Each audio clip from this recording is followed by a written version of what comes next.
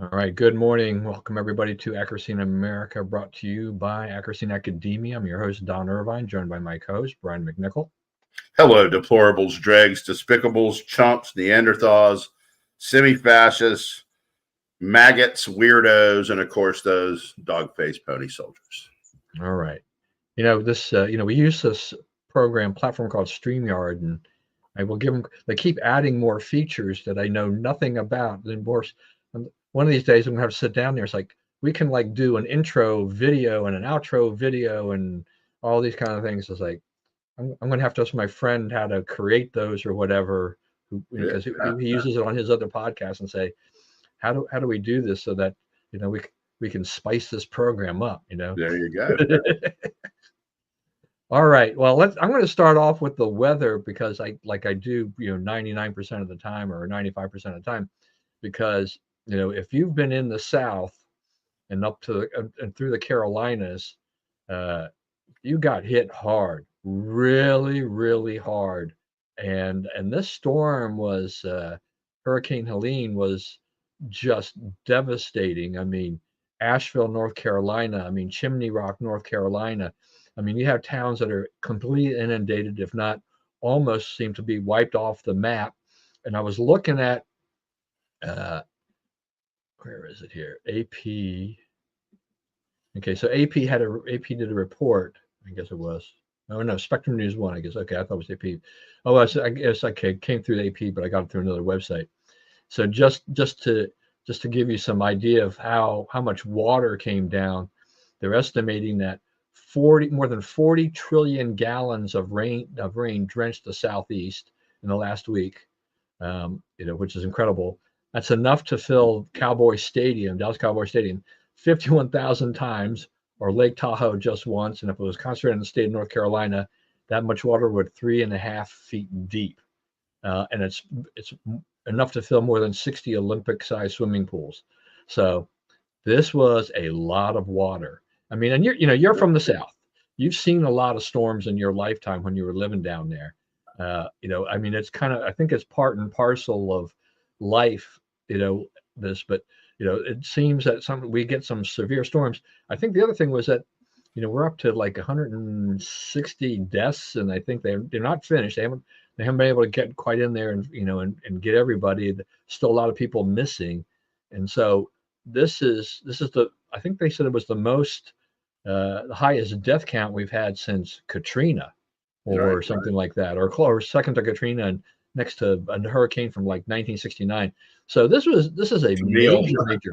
This is a big storm. I mean, you don't like to see any lives lost, and there's a lot of tragedy in the news reports that I did see. But what's your take? Coming from a man from Louisiana. Well, you know what? Fortunately, like I was where we are is about 220 miles, 230 miles inland. That's actually farther inland there than I am here.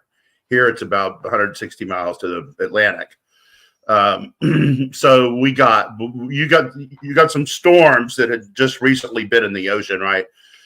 So we had some heavy rains for days and 60-mile-an-hour winds or whatever. So we've had some bad storms there that you had to ride out, that knocked out power, knocked out water, and so forth in Shreveport. But I was not ever on the coast for one. The one time we were on the beach. You mentioned 1969 storm you're talking about is Camille, which people were motorboating, not just rowing boats through Canal Street, New Orleans, but motorboating. So it's got to be pretty deep to get a motor in there, right? It's 5 or 6 feet deep, right? Water in the middle, running through the main streets of downtown New Orleans.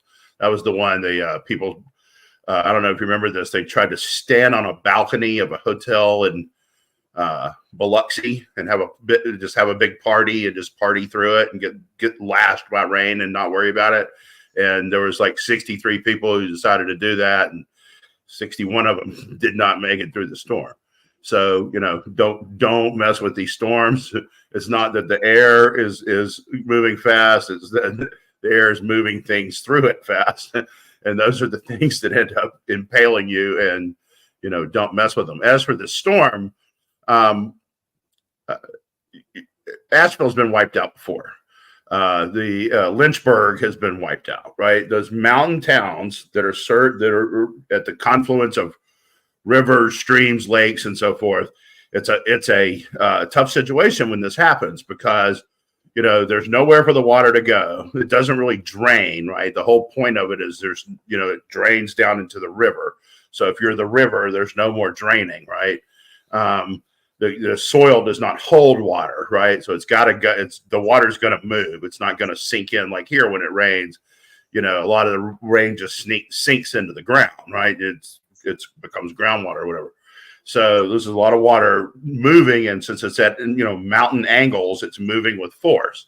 So everything in its wake has a hard time, right? The roads are wiped out. It'll take them a long time to get their roads back right over there. I think there are 5 highways that go into Asheville, and 4 of them have been destroyed. There's only one that's working, and it's not I-40, which is the main east-west thoroughfare there. It's a beautiful part of the country, but you do live in danger of these kind of things. And what I'm hearing from people down there is that it'll be a long time before anybody has their stuff back consistently working, power and so forth.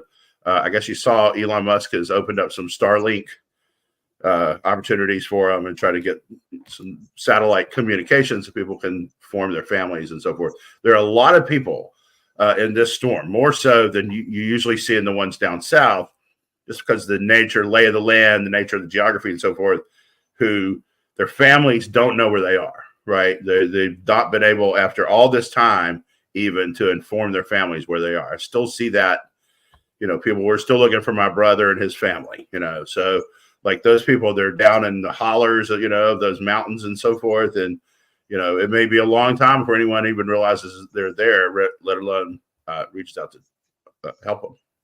Yeah, there's so much that happens in these parts of the country. I mean, we see this. I mean, you see things like in Tornado Alley where people are living in mobile home parks, and the tornadoes are just basically taking those things up and carrying them over.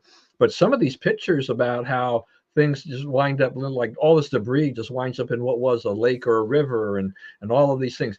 As you say, the wind, it'll pick things up and it'll carry you. And yes, you can get hit by it. You can get impaled by it.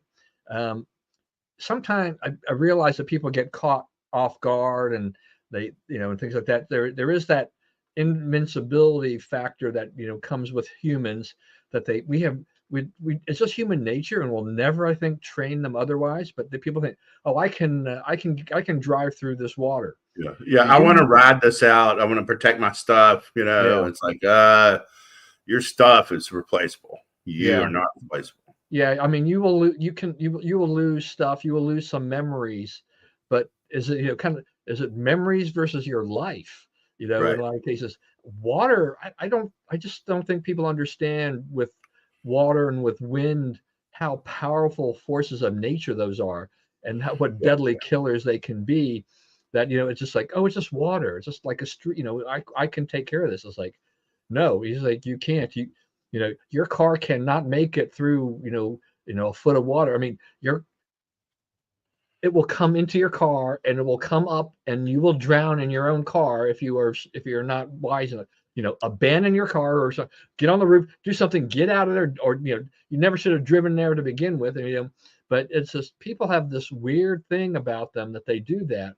And there's going to be a lot of beach. I think guess there's some beachfront property that that's lost, and we've seen that go around the country where people are in areas where homes that are worth $500,000 or whatever it is get taken away by the ocean, or in this case destroyed by a storm. The water comes in, and if they're on stilts, stilts go quack, and then down goes the home and things like that. It's a terrible thing that we've seen. And yeah, it's going to take a while. I mean, that's the Starlink thing is great. Once again, Elon riding to the rescue of something that he's got there that he can provide, because there's so many cell phone towers that have got knocked out and are not going to be, up and running anytime soon again either. I mean, just so much, physical infrastructure damage that occurred, there. And, I feel for the people that have been in that path. And I think a lot of people, they weren't expecting it. I mean, a friend of mine, former intern of Ames, he's from South Carolina, and he said a friend of his, he barely got out of there. I mean, it's just another whole high school classmate of mine just posted yesterday that she finally got in contact with her son and his fiance, and they're in Asheville, and so they're okay. But it took days for that to happen. And if you're a parent, you're worrying about all of these. You're just after a while, it is really, really rough. And some of those other stories about the factory workers and stuff like that. There's gonna be a lot of finger pointing about evacuation procedures and things like that.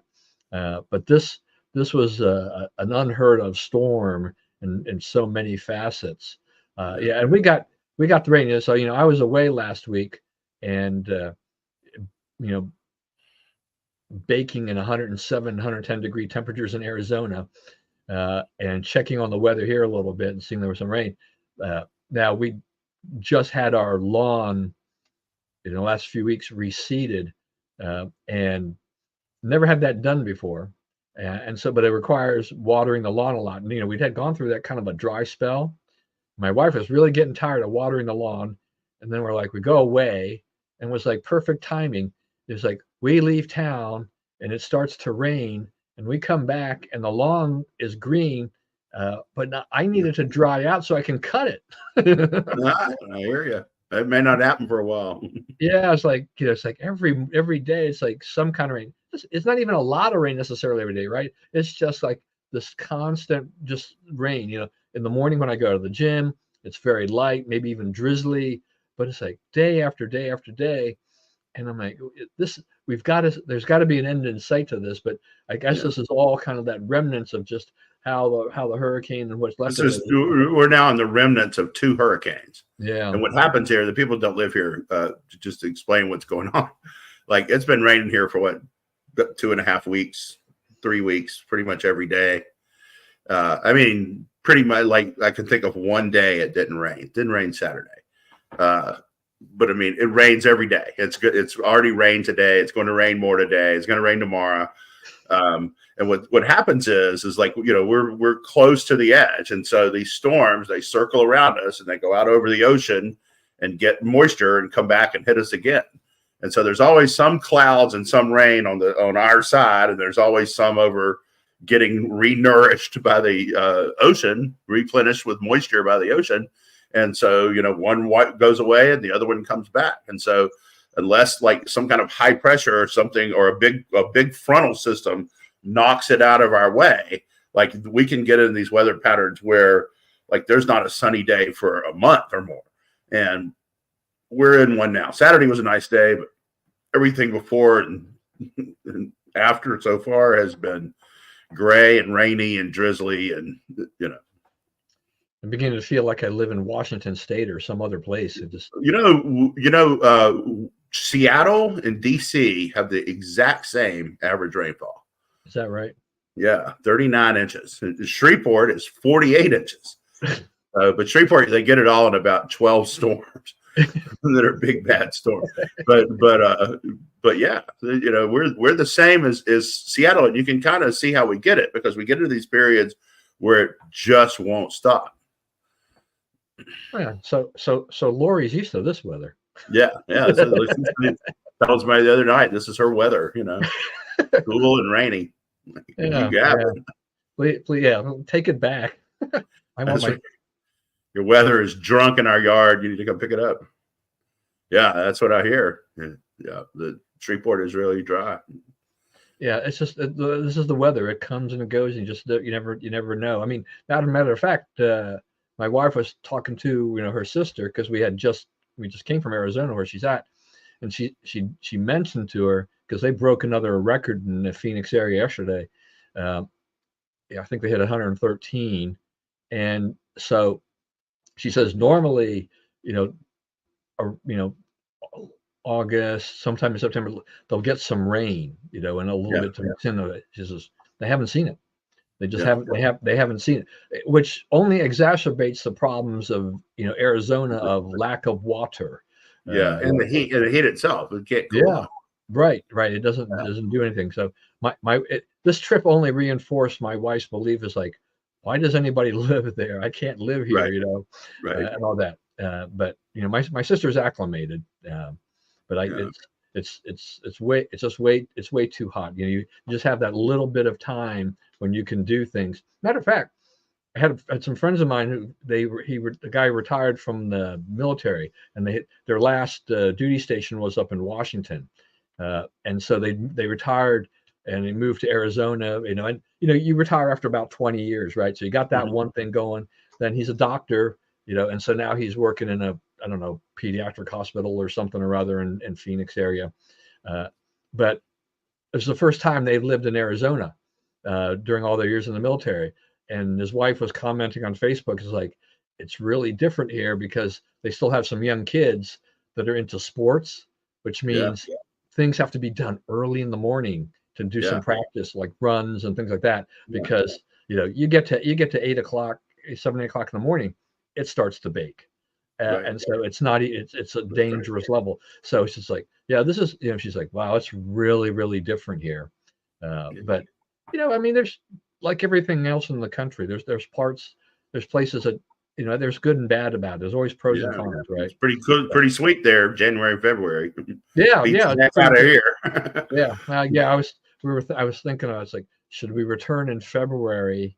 And hotel rates are about 50% higher because it's still kind of in season versus Yeah. now it's a little cheaper, not that much cheaper. I mean, it's cheaper, but that's the other thing about post pandemic is that the hotels that used to be relatively inexpensive, they cost a lot more to stay in now. See, this summer, it seemed like the hotels, like, in the summer, I ended up getting a lot of hotels over the Yeah. course of it, um, were cheaper than last I, year. th- I think it depends upon where you go too. I was on most of it East Coast, a Yeah, little bit down south, but most of it yeah, East Coast. I think it just depends.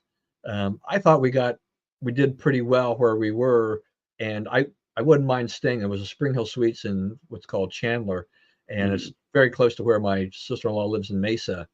Uh, but I thought it was reasonable, and it's close to a lot of things.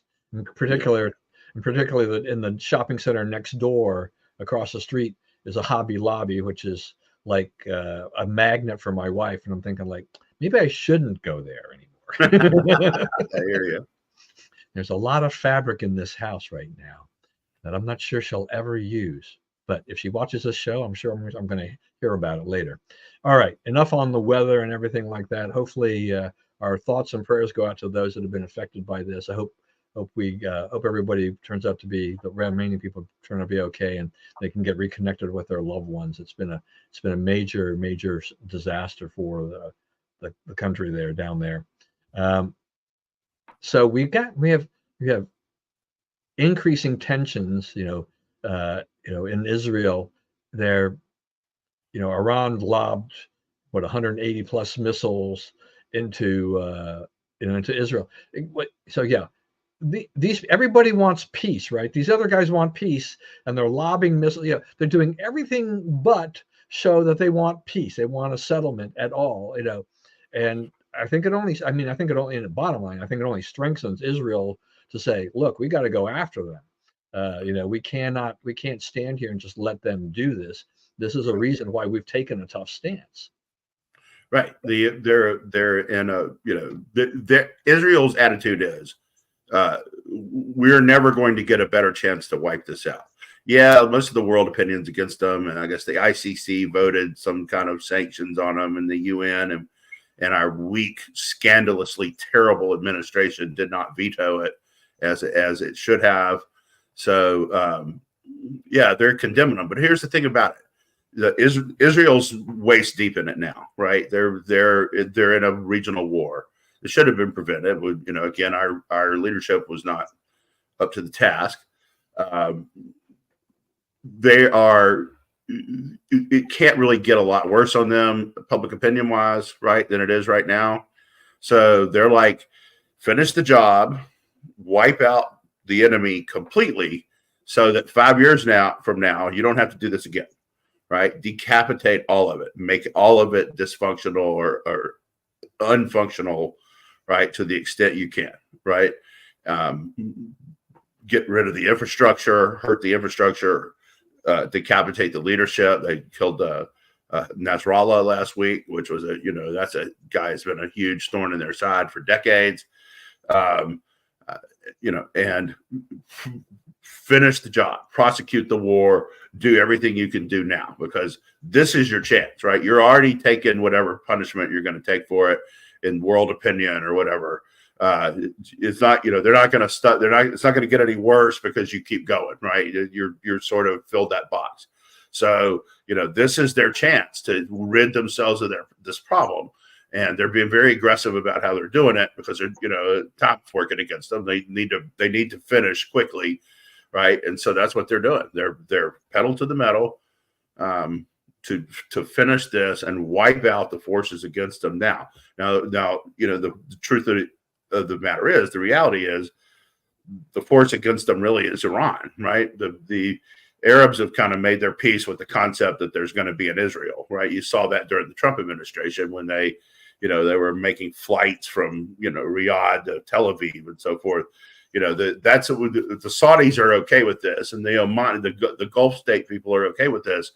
The Arab world is okay with it, right? They're going to get in line behind it. So the Arab world was fine with this. What they weren't fine with, who's not fine with it is Iran, right? Iran still wants to agitate and make problems, right? So Iran has instigated Hamas, paid for October 7th, instigated Hezbollah, fomented and funded the attacks from Lebanon.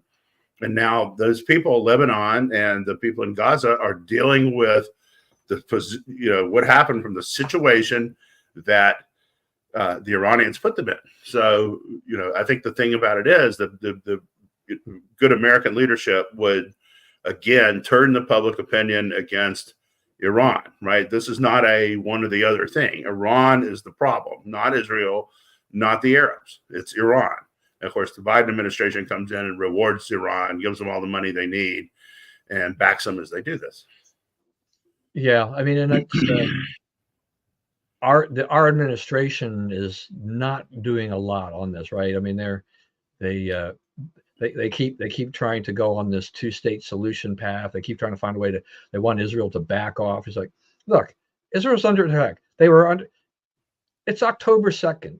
We are 5 days away from the 1-year anniversary of when they got first attacked. It's like, has this not sunk into people that, that Israel is not the aggressor here? They were the victim of this, and that, they have every single right to go and fight, to preserve their country and their freedom. And, they've been getting attacked by Iran and, and Hezbollah and Hamas and, all these combinations.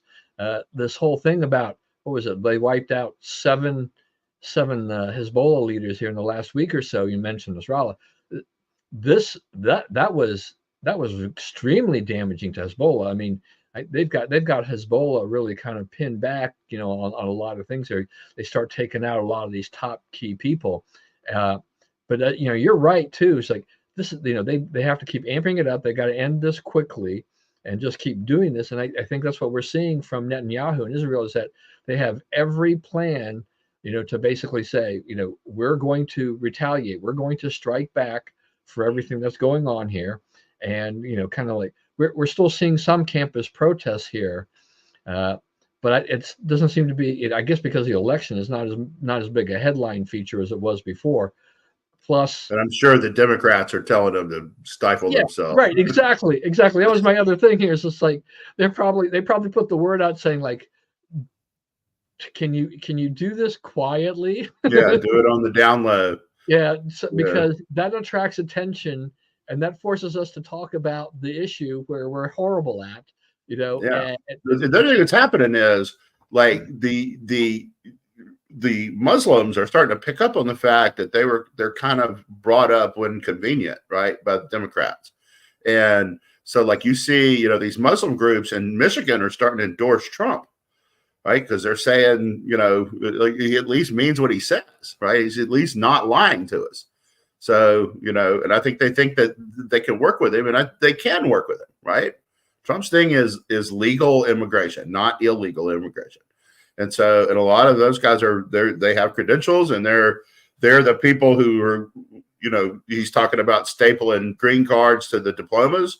Those are the people earning the diplomas too, right? So, or in a lot of cases. So, that they think they can play ball with Trump. And, in Michigan, that's a crucial group, right? To have the influence of. Mayor of the largest Muslim majority city in the country endorsed Trump in the last week. Yeah, Trump's relationship with people is kind of funny and fascinating. It's fascinating, like all the friends he makes, Well, so he's got he's got the backing of Elon, right? I mean, Elon is like all in, right? Big time all in, and has attracted other people to join him and go all in on this.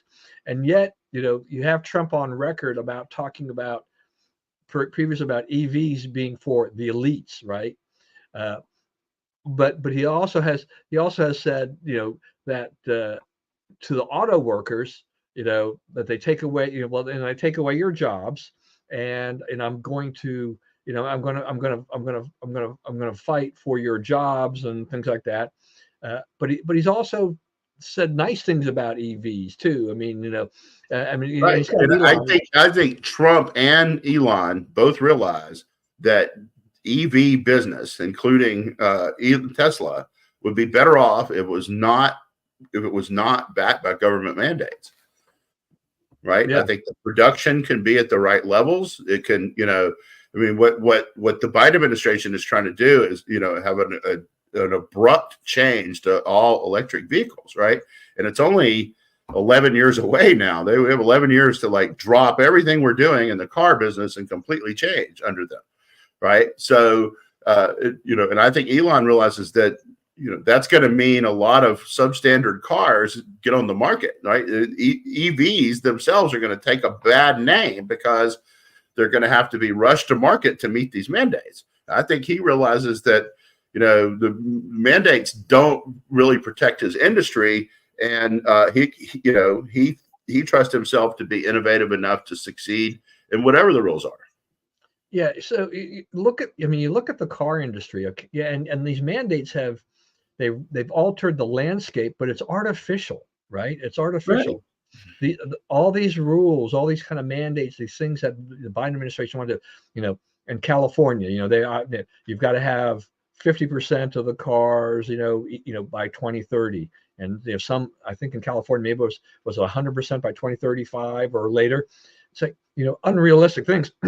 So it forces the automakers to jump all in on this. Now, if you look at it under Trump, it was still somewhat of a nascent industry, and Elon had most of it to himself. But it was fine. I mean, Elon, he survived. He made his money selling EVs, but he could sell EVs because the government said, we're going to give you a $7,500 credit for buying an EV. Give me that incentive. Now there's incentives out the wazoo. They've altered the incentive thing, to all kinds of things. And so, all the automakers have, they've been jumping in because they want to meet the deadlines. But what's happened? They can't make money, selling EVs.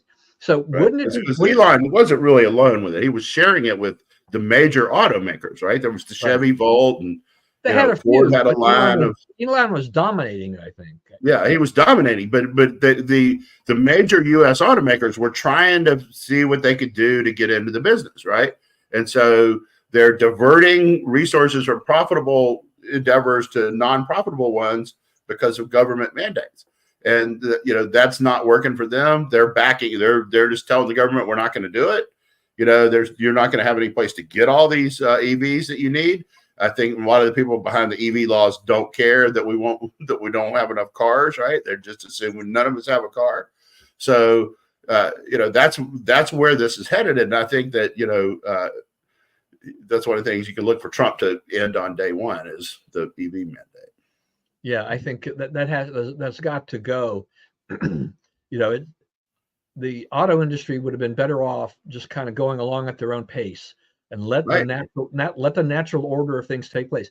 If they were building, if GM and Ford and Stellantis, Volkswagen, all these guys, if they were going to build EVs that people wanted, and like, Kia, Hyundai, things like that, and they somebody chose a Kia or GM, or Ford, a Mustang over, a Tesla Y or, Model 3 or whatever, fine. And if they qualified for the subsidy, fine. The tax credit, fine. But the government made this an artificial market, and so when they all went in there, they spent a tremendous amount of money, trying to produce all these vehicles, and then they were losing thousands and thousands of dollars per vehicle. I mean, I was reading an article the other day in a journal about a dealer. Okay, and this is the kind of the last transaction, right? The automakers send the cars to the dealers. The dealers then sell the cars, but the dealers are buying the cars from the automakers for XYZ price and whatever other kickbacks and incentives and things like that. And so, but this dealer was saying, like, every EV he sells, he loses. The dealer loses $1,000. It's like, why? The dealer can't afford to lose $1,000 a car. Okay, Right. And that's and not so what they're in business to do. no, they generally don't have the same kind of resources as the automakers. Right. And so if they're forced to sell cars and they're still going to lose $1,000 or so a car, the dealers will then disappear. I mean, you start to lose the market. I mean, we already went through that whole, shenanigans, with when we had all those auto dealers close, we saved GM, all that auto bailout, kind of really screwed up the market there, all of those things. It's almost like, we're going to repeat the same mistakes again because Yeah. of the stupid EV stuff. Here's John. Yeah. Yeah, that's right. And so, right. And it's distorted the market. I mean, COVID had something to do with the supply chain, but we're out of COVID. Supply chain seems to be, has seemed to mostly recover, but now auto prices are still way up here for reasons that, well, I mean, I think I'm going to blame Biden for that. Just being so pro-union, he's allowed the unions to run roughshod over everybody, and their costs have gone up, on the labor side, which is not helping matters at all. And so you've got the situation that I don't know how they're going to resolve it unless Trump wins office, because it's surely not Biden administration has done nothing but let the unions, rule, right? Right. The unions, they need a fair shake.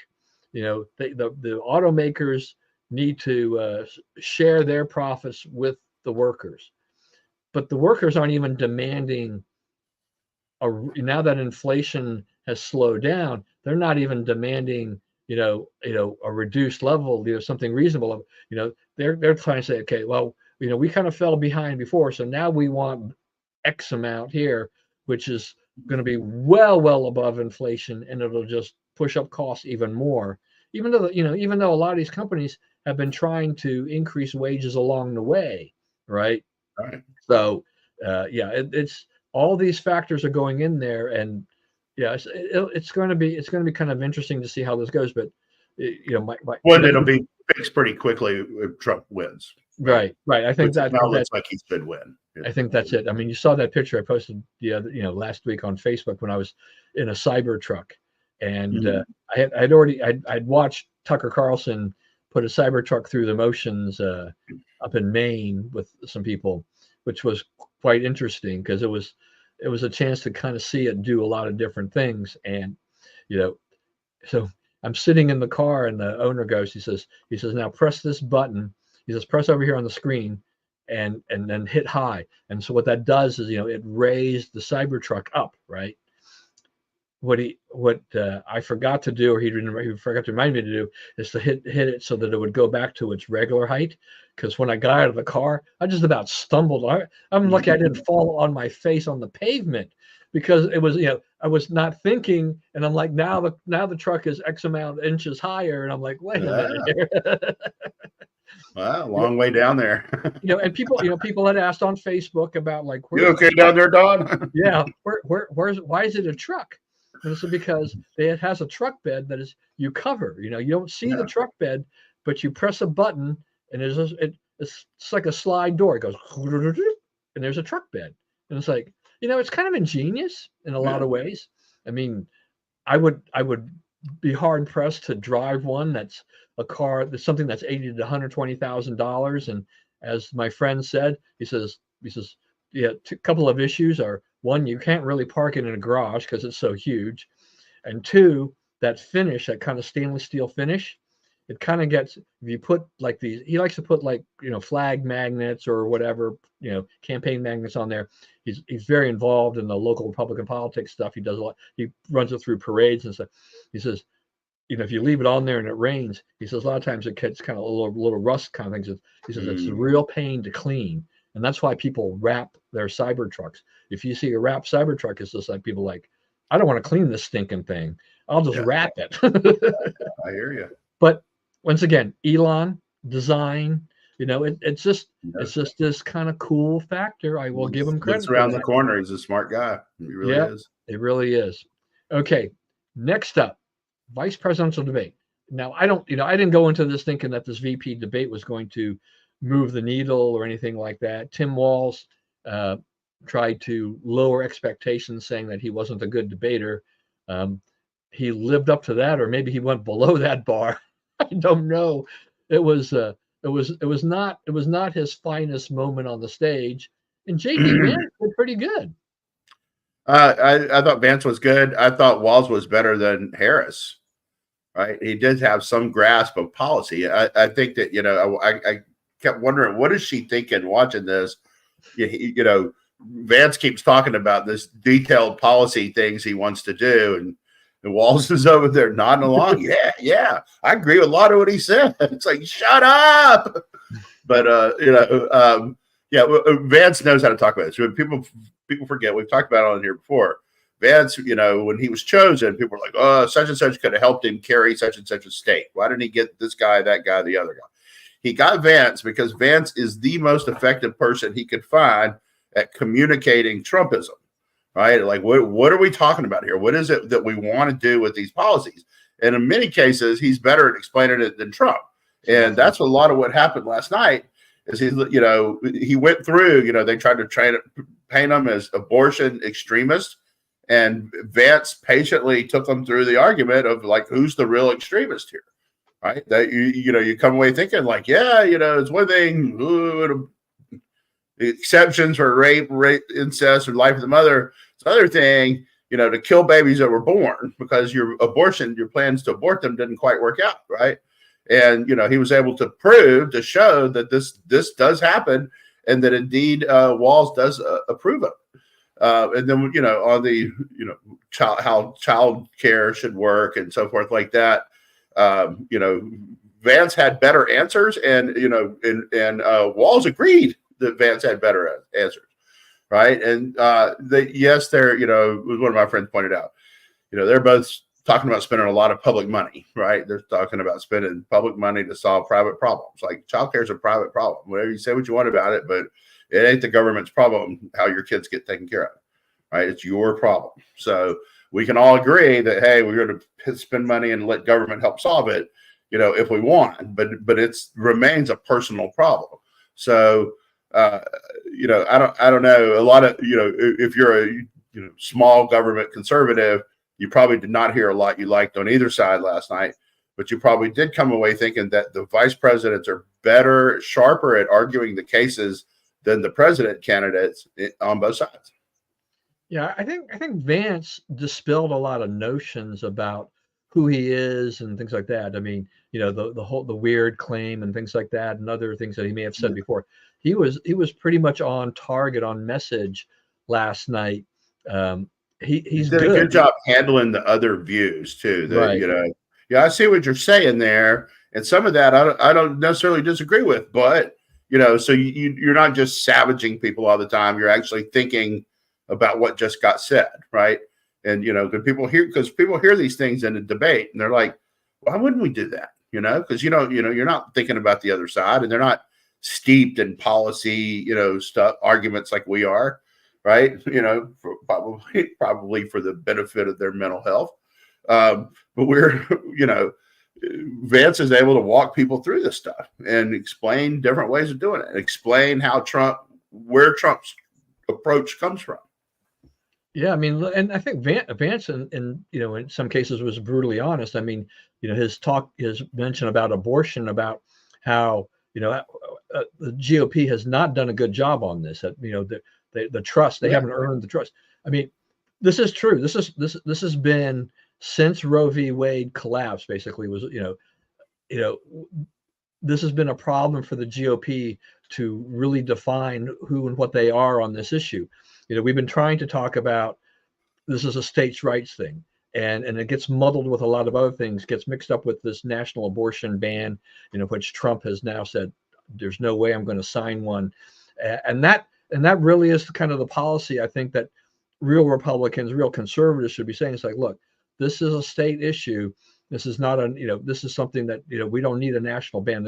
Keep the government out of this, keep the national government, federal government out of this, and let the voters decide how they want to handle this issue.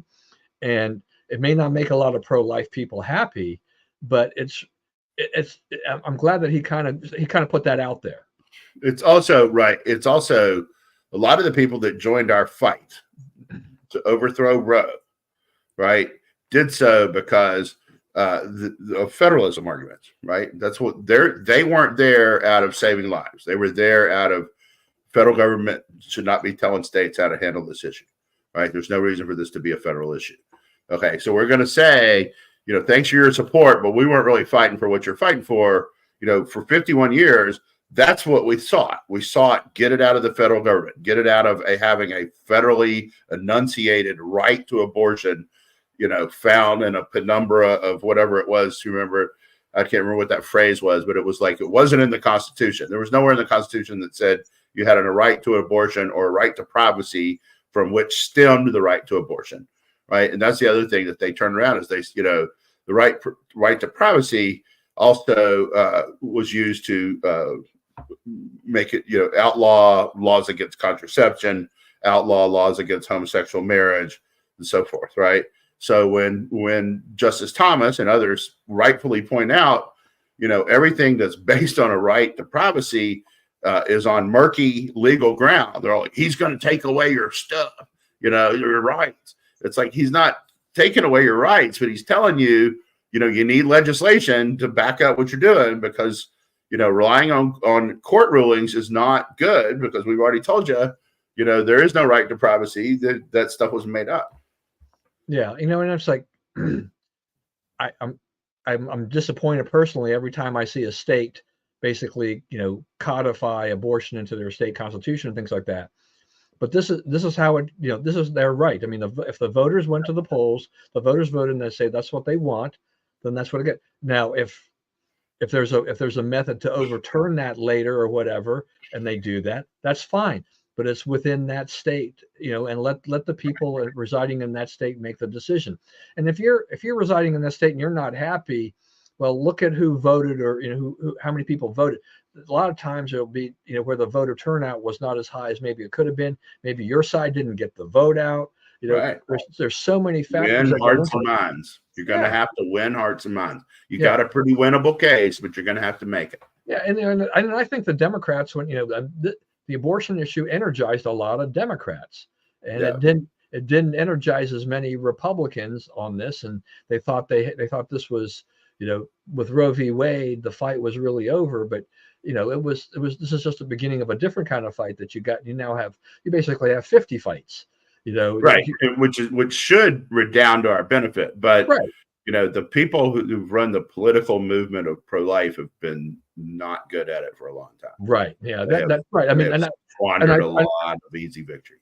Right. And I think if they did a scorecard of this, that's what you have to look at. It's like, how is the national pro-life leadership done? Look at how this is going on here, and it's not good. It's not good.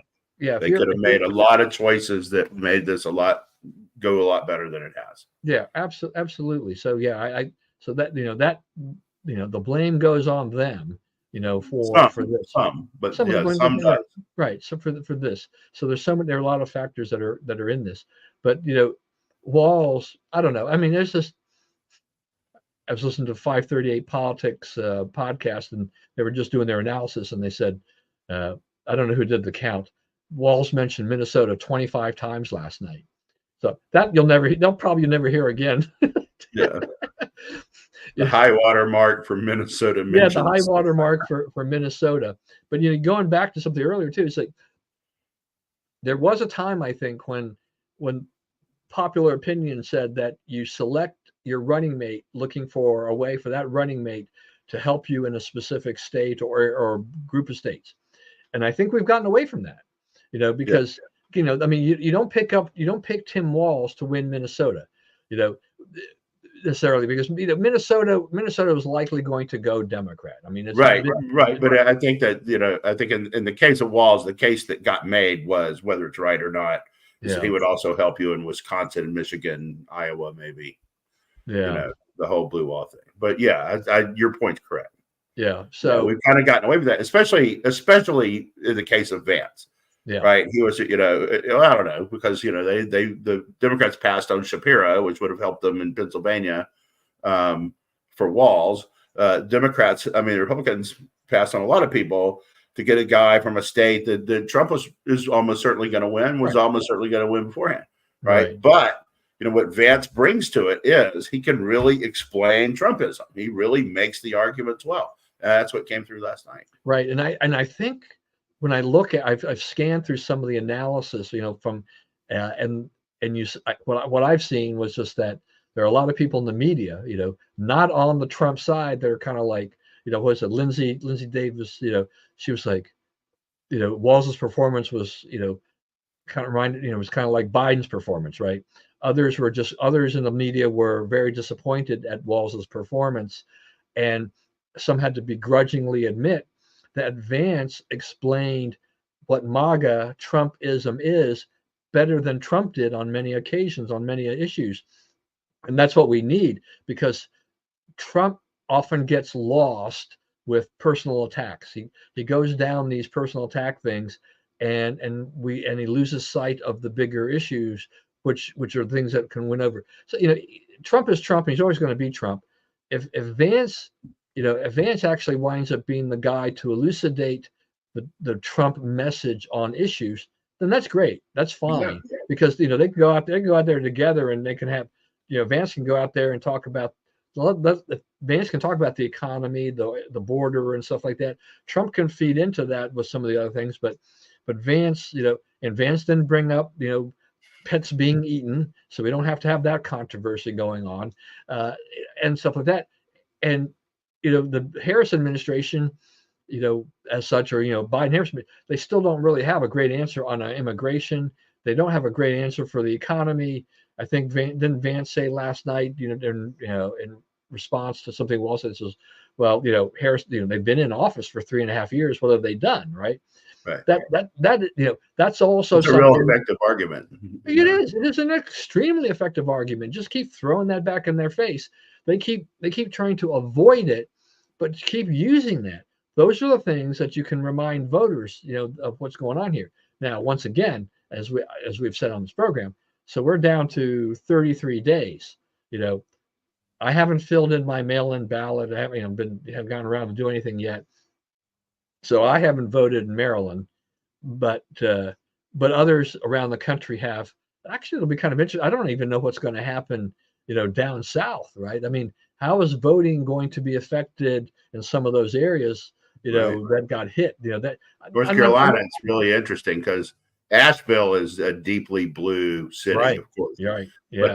But the surrounding area is deeply red. One of the reddest parts of the country. So, that's kind of it'll be interesting to see how that comes out.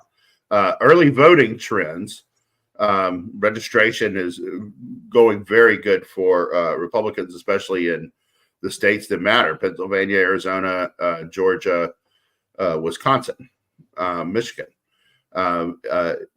Request for ballots is really down for Democrats. They're still ahead of us, right? But the lead has been cut significantly. In Virginia, there's 11 congressional districts. If you rank the congressional districts by early ballot requests, 3 of the bottom 4 are 8, 11, and 10, which are the 3 that are basically Northern Virginia. 8 is like Alexandria, Arlington, McLean, Don Byers, the congressman.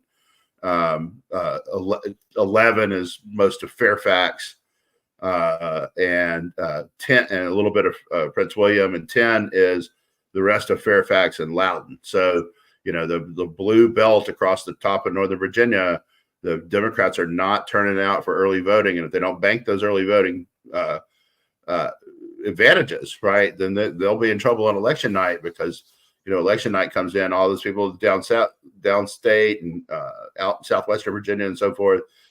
Some of those counties will be 80% or more for Trump. So, you better get it in early.